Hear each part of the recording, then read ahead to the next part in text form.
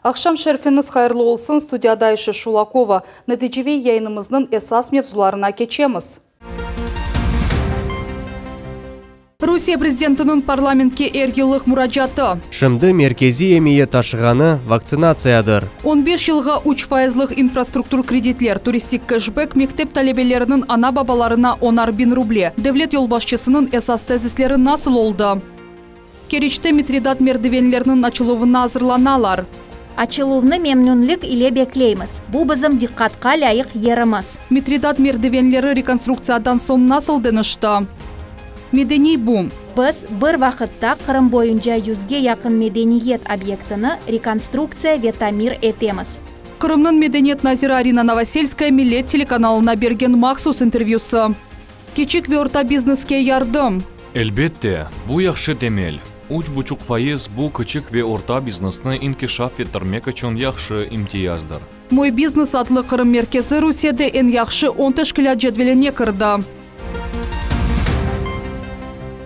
Автанын esas вақасы Владимир Путин 17-ші кере федераль топлашуға мұрачат еле чықышта бұлынды. Ось нұтықында Русияның президенті біріншіден коронавирус мевзусы ақында лаф юрсетті. О хабер әттіке, Русиялы илімлер COVID-19 хасталығындан уч ашылама ішлеп чықардылар. Мұрачатының эксери қысмы ичтимаи меселелерге бағышланды. Девлет елбашчысы туристик кэшбэк девам әтірілежегі мектеп талебелерінің ана бабаларына 10.000 рубле айрылуы ақында илян етті. Geografik сиясетнен бағлы керген вазиетке Кремльнің мұнасебеті айдынлатылды. Русия için 27-ci ve şahsen Vladimir Putin için 17-ci. Yıllık müracaat Moskvadan Manej sergi zalından yayınlav 1,5 saat kadar devam etti. En mühim mevzular ayrılıp tura. Öz devamlı monologunu prezident koronavirüs pandemiyasına karşı kureş adımlarından başladı. Prezident uzı bu sene Mart ayında aşlamadan geçti. Шымды меркези емейе ташығаны вакцинациядыр. Акимиетні, сағлық сақлав назерлігіні, регионлар елбашчыларыны бұл суалернен күн оғрашмаға рижа етем. Ашы яптырмақ имканы ерде олмалы. Бойле етіп, күзде коллектив иммунитет дегенлеріні шекіллендіріп олырмыз. Бұл вазифенің чезілуі тек бізге бағлы. Лютфен, Русияның епсі гражданларына да бір кере мұраджат етем. Ашы яптырыңыз. Қырымда ашылама yapılуы толу шекілді кете, деді ось есабатында күнделік брифингте сағлық сақлав назира Александр Остапенко. Cumhuriyet 200.000'den ziyade aşılama dozasını elde etti. Regionda endi 123.000 adam aşı yaptırdı. Біз Ленина мерkezінден мобиль ноқтаны тамират себебінден башқа ерге кечірдік. Еркезіні тіби профилактика мерkezіне давет етеміз. Емде яқын күнлерде менің авалем бойынша вакцинация ноқталары Южная галерея, Меганом, Центрум, FM тижари мерkezлерінде açılacak. Президент сақлық сақлав назерлігіні диспансеризация программасыны кеннішлетмеге ве оны толу шекілде елінің бірінде çalıştырмаға чағырды. Тиббиет мевзусыны девам етерек дестек чарелерінден бірі қой автопаркларының толдырылывыдыр. Умумен периферия ерлері 5.000 нұсқа әжілі ярдым машиналарыны әлде етежек. Қырымда кареталарының учте бірі ескіргені бригада ішінің семерелігіні эксілті енді етмеген қысым толдырылажақ. Біз сайып чықтық ве тахминен аңлаймыз. Бір субъектке 100-ге яқын автомобиль yollanacak. Бұл бізге өзімізні яқшы дуймаға ве нефес алмаға имкан бере. Атта егер біз қышта 96 нұсқаны ескі деп чықарсақ, олардың еріне 100 яңы машина әлде етежеміз. Қырым үшін актуаль мевзу ичкі туризм ве курорт санын инкишафыдыр. Президент туристик кэшбэк программасыны девам еттірді шымдылек 1 елға. Чоқча адам сағлығыны түзете білсін деп, шифаханелерде ве курортларда ичілмадым елның соңына же программаны девам етмеге теклиф етем. Оңа көре ватандашларға Русия бойынша туристик кезінтілер масрафларының 20% қайтарыла. Президент айтқан сон бала туризміне де зиядеже диққат айрылажақ. Бұл енілеш пандемия деварынде атта мемлекет ішінде тоқтап қалды. Бала раатлығы үшін yollanmanın fiyatından yarısı қайтарылажақ. Путиннің тәшебіслеріне енді тур операторлар сесленделер. Біз президентке миннетдармыз. Кэшбэк программасы біз үшін пек кереклі. Мен шымды Сочиде олажақ турлардан бірі бойынша жетвеллерні тешкердім. Адамларның 100% кэшбэк программасы бойынша кетежеклер. Президент муражаты сеслендірілівінде бұлынған Сергей Аксенов оны яны девір муражаты деп адлады ве ярымада сәкенлеріні ве мұсафырлеріні ишандырды ки Украина сынырларындаки муреккеп вазиет туристик мевсімге ичте кедер етмес. Русиялы Қырымда қавсызлық толы шекілде темин етілген. Бұл yönelişte семерелі иш тоқтамаздан алып барыла. Eycanlanmaq için sebep yok. Қавсызлық темин етілуі жеттен Қырым чоқсы четел курортларından огдедір. Шу cümleden bu эпидемиологи қавсызлық суаліне де ait. O emde kaydettiği ki prezident müracaatının merkezinde vaqt adam ve onun menfaatları tura regionlar için 15 yılga 3%'lık infrastruktur kreditler yaratılığı hakkında Vladimir Putin'in teşebbüsünü Kırım için mühim dep adladı. Umumen alganda bu 500 milyar rubleder. Prezident öz çıkışını geografik siyaseti talil etiliği ile yekunledi. O komşu Ukrayna'nı ve Amerika Koşma Ştatlarını kaplap algan agresif keyiflerge Rusya'nın münasebetini ifade etti. Umut etem ki, Rusiyaga nisbeten qızıl sızıqны keçmek bir kimsenin aklına bile kelmez. O ise ne yerde keçecegini biz konkret alda özümüz belgileyeceğimiz. Siyasetçiler endi prezidentinin en mühim sözlerini talil eteler. Rusya hiç bir vaqt birinci olarak kavga çıkarmaz, ama bunun birge oguna alıp adımlarını ata bile. Men belesem, prezidentimiz bugün siyasetten dış blokta aytkan sözlerini çetel liderleri, Garp ve ayrı alda Biden eşitirler. O o'zi Vladimir Putinni sammitga davet ete ve bunun birge bu sammit o'zi aytgani kibi 3. memleket territoriyasında keçmemezligi için tirişa. Birinci yerde turgan vazife bu halkını saqlap kalmaktır. Onu Vladimir Putin en yüksek dep adladı. Bu maksatga erişmeknin uzun yolunda kıçı adamlar bu ictimai desteknin çeşit çereleri. Böylelerden biri yazda bir mektepligi 10.000 rublelik maliyevi yardımdır. Керечте Митридат мердивеннің реконструкциясы екінлейата. Шымдaki вақытта оның etrafındaki территория абаналаштырылуы бойынша ишлер кетті. Реставрацияның умуми фияты тахминен 700 миллион рублені тәшкіл етті. Диқатқа лайық ерні не вақыт ачажақлары ақында невбеті келев қамызда. Митридат мердивені керешіні танытқан ер, медини эмиет ташыған объекттір. Бұл ер бомбаланды, мында уджум еттілер, вақытта аямады. Север мердивені яңыдан тікледілер. 2018 сене мекияслы реставрация башланды, венді оны екенлемеге аз қалды. Шымды әмді яқын территория абаданлаштырылығы бойынша үшлер алып барыла. Реконструкция үшін ерлік кереч қоланылды. Яңартылған бен-бияз грифон проектке айры туз қошты. Диварларны күфтен қорчаламақ үшін махсус ирантынен сылап чықтылар. Az şey kaldı. Birkaç metre kalamak ve biraz divar. Yani hepsi işler Mayıs ayına yekünlenecek. Күн объекты 50'den ziyade xurucu çalışa. Mitridat merdiveni restavratsiya etilivi boyunca işler müddetten evvel yükünlendi. Bu yerde yol kısmında granit kalavı boyunca işler kete. Abide restavratsiyasının umumi fiyatı 700'ge yakın milyon rubleni teşkil etti. Eşilgen merdivenni gayradan tekleme kavalesini 2016 sene Rusiya prezidenti Vladimir Putin seslendirgen edi. Bugün yekünlengen işler yüksek sözlerle aytsak, olarının miqyaslığı memleketimizin miqyaslığı hakkında malumat taşı. Böyle imkan Rusiyalı Kırım'da açıldı. Merdivenni aynı böyle şekilde siz көргенiniz gibi gayradan tekledik.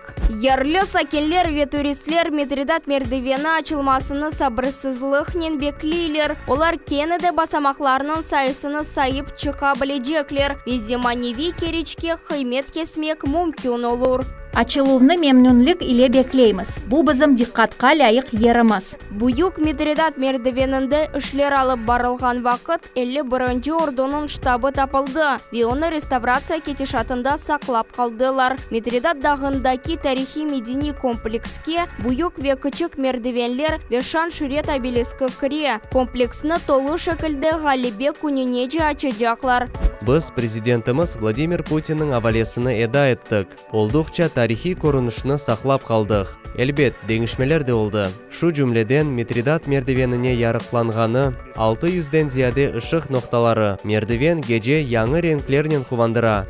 Яңартылған Митридат мердивенде майысының 8-інде ақшам адетінже беңлерже керечлі кенеді мешалер яқып, ватанымызны хорчалап эляк олғанларны хатырлажалар. Адамлар ақымы топеге шан шурет обелескіне көтерілежеклер. Анда даими атыш янында ұлы ватан женкі сенелері шерге уджум етілген вақыт эляк олғанларның Совет ордусының хардашлық мезары бар. Мемарлық абиделерінің дәнішмелері ве ярым адамыздың медени яшайшы ақында Қырымның медениет назиры Арина Новосельская тариф еті. Милет телеканалы үшін махсус интервьюсы.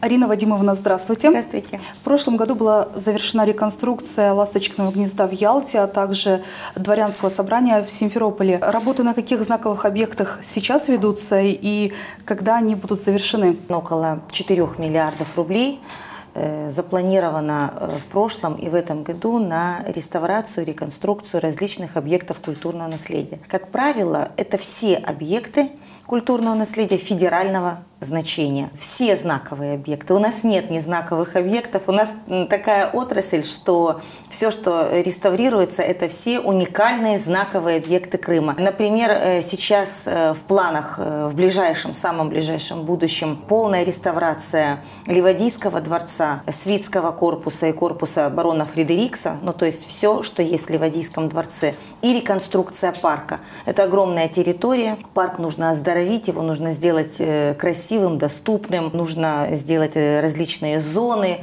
нужно полностью решить вопрос с водой, ну и так далее, с инженерными коммуникациями. То же самое будет происходить в Массандровском парке. Мне кажется, как Ливадия, так и Массандра очень давно не реставрировались, если не сказать, что так капитально, фундаментально никогда. И, соответственно, реконструкция прилегающей к Массандровскому дворцу территории. Ханский дворец. Мы называем это так сокращенно. На самом деле это много объектов в Бахчисарайском заповеднике. И эти работы велись в позапрошлом, прошлом году, в этом году, еще в следующем году ряд работ будет проведен. Это реставрация, это чистая реставрация, это сложная очень реставрация. Она практически, вот знаете, ну, работа не то что ручная работа, это еще руки должны быть золотыми, потому что очень сложно. Это единственный памятник в мире крымско-татарской архитектуры, тем более столько веков прошло. И, конечно, он по-разному был в свое время отремонтирован, где-то кустарным способом, где-то забиты были кровли, поэтому сейчас очень бережное восстановление идет. Около 2 миллиардов только на 16 объектов в Бахчисарайском заповеднике предусмотрено. Такие комплексы, они вообще не реставрируются одномоментно, иначе нам надо было бы полностью закрыть Бахчисарайский заповедник для посещения, заниматься реставрацией. Мы стараемся так, чтобы и туристы могли видеть, в том числе и как восстанавливается наш музей. Кинасы – это памятник караимской культуры, крымчакской культуры, да и всей нашей крымской. Он сейчас уже находится в реставрации в Симферополе. Тоже предусмотрено на него 106 миллионов рублей и ввод объекта в 2022 году. У нас многие объекты будут введены в начале 2022 года. Крымско-татарский театр. В прошлом году кровля полностью отремонтирована, восстановлена, оздоровлена, будем так говорить. И в этом году идет серьезный капитальный ремонт. Я приезжаю в театр, наблюдаю, смотрю, контролирую. Мне очень нравится, каким он становится. Ну и еще ряд объектов, можно говорить бесконечно, потому что мы одновременно ремонтируем, реставрируем, реконструируем около 100 объектов культуры по Крыму в этом году. Мы знаем, что пандемия очень сильно ударила по сфере культуры. Музеям и театрам приходилось работать в онлайн-режиме. Скажите, как велась работа в этот сложный период? аудиогиды, видеогиды, видеоэкскурсии, все бесконечные онлайн-трансляции, круглые столы, форумы. Охват аудитории, он значительно расширился. И очень много появилось очень хороших трансляций с места, что называется, события. И фильмов, снятых конкретно там во дворцах или в музеях, или выставочные какие-то проекты. Повлияло, что не видишь живьем, не общаешься, не видишь глаз, отдачи. Но мы не будем отменять все эти новые формы работы, потому что они тоже очень действенны. И популяризация нашего продукта культуры, наших музеев, наших театров, нашей клубной деятельности, она достаточно высокая. Сейчас, когда ограничения сняты, вернулись ли люди в театры, в музеи? Да, безусловно, да. И сейчас, мне кажется, театр, концертные площадки переживают лучшее свое время. Потому что такого ажиотажа, таких аншлагов не было очень давно.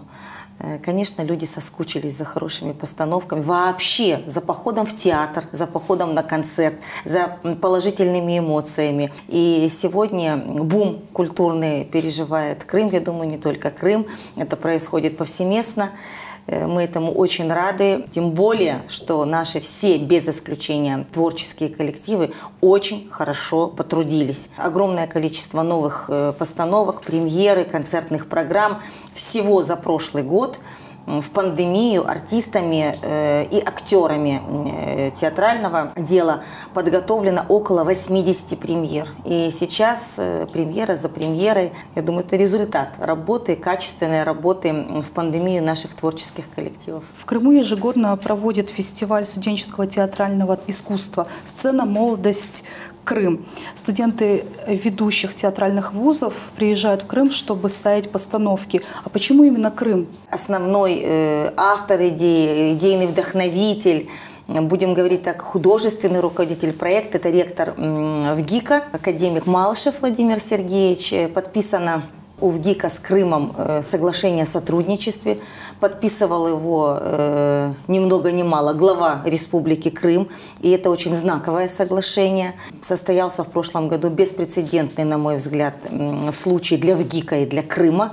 Впервые за всю историю ВГИКа, когда целый курс набрал ВГИК из Республики Крым. И, конечно, здесь уже ВГИК считает, это их даже не экспериментальная площадка, а родная площадка. И мы с удовольствием проводим этот фестиваль. И сейчас уже серьезно, поддержанный главой, говорим о том, что в Крыму будет филиал ВГИКа.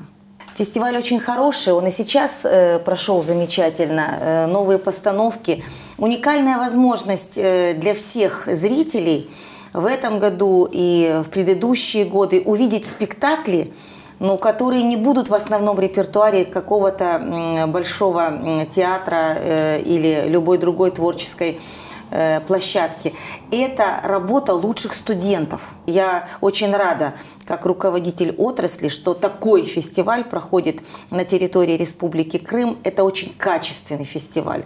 Это высокопрофессиональный фестиваль, поддержанный плеядой самых знаковых ректоров и театральных деятелей нашей страны. Сейчас проходят такие масштабные работы на территории Ханского дворца, а также в нашем Крымско-Татарском музыкально-академическом театре. Да. Также есть и еще другие же объекты. Мы знаем, что республика, да и не только республика, в целом государство уделяет особое внимание сохранению и возрождению объектов культуры крымско-татарского народа. Поддержка – это не только реставрация. Ведь, вы понимаете, отреставрировать – это, конечно, очень много. Но еще наполнить духовностью, еще сохранить аутентичность того или другого объекта культурного наследия, сохранить библиотеку, сохранить традиции, показать театрализованно, как это было в отреставрированных всевозможных зданиях, которые относятся к крымско-татарской культуре. Вот наша основная задача. И популяризировать. Было не так давно столетие дважды Героя Советского Союза Мидхана Султана. К этому празднику, я считаю, что это один из главных сынов крымско-татарского народа, была и выставка сформирована очень серьезная. Мы занимаемся капитально ремонтом кровли и дальнейшим поддержанием в самом лучшем виде музея Мидхана Султана в Алупке. Коллектив с большим воодушевлением готовился к этим праздничным мероприятиям. Бесконечные проходят выставки в музее крымско-татарском, в библиотеке крымско-татарской, Гаспринского. Ну а что касается всех объектов культуры, это ведь не только объекты культурного наследия. Огромное количество восстанавливаем клубных учреждений, дворцов культуры. И в местах компактного проживания крымских татар такие клубы тоже есть. И они на сегодняшний день, мы их восстановили около 100 клубов по республике Крым. И это не конец программы, потому что программа рассчитана и на следующие, и на последующие годы. Мы восстановим всю клубную сеть.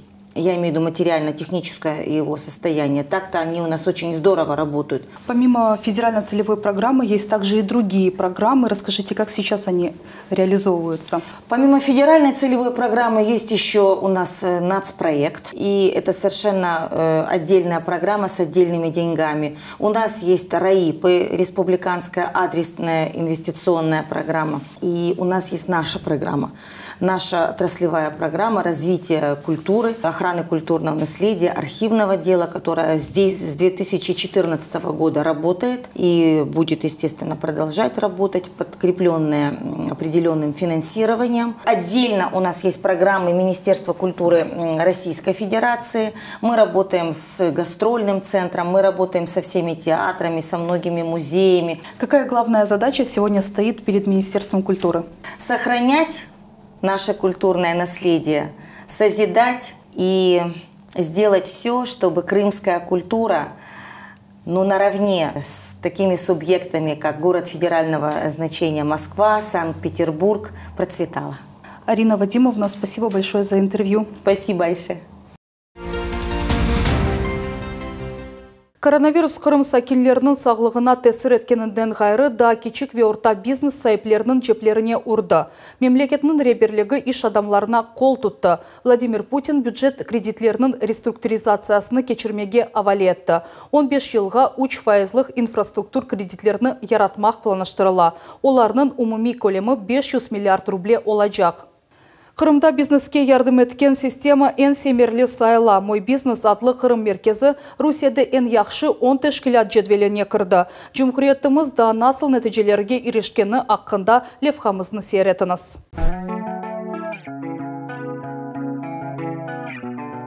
Язға бір ай қалды партенетте есенді авасы жақ ве күнешлі. Қасаба Алушта ве Ялта арасында онайдлы көрфезде ерлеші. Санки кичік елма сайуфдақ төпелер ве қале поти қаялары иле сарылған. Шымды о туристлерінің ақымыны беклей. Кемерді ялы бойы соқақында ерлешкен техника тынчылықны боза. Мұна бұ мейданчықны жамнен қаплажамыз. Табандан таванға же адам бойында жам пенжерелер олажақ. Соң біз қышта да чалышып олырмыз. Дініс ялысында ерлешкен бұл қавехане тек яз мевсімінде чалыша шымды мында тамират кете. Язлық мейданыны қыштан сон абаданлаштыралар. Олег Барадай бизнеснен чоқтан берле оғраша. Оның бірқач объекті партенетте ерлеші. Қавеханеве 15 номерлі котель. Қасабада ялы кенары тамиратілген вақыт өз биналарының көрінішіні дініштірмеге қарар алды. Чоқтан берле күнеш батареяларыны ерлештірмек арзусыны да амелге кечіре. Бұл паалы, ләкін қысқа вақытта масрафлар огуне чықар.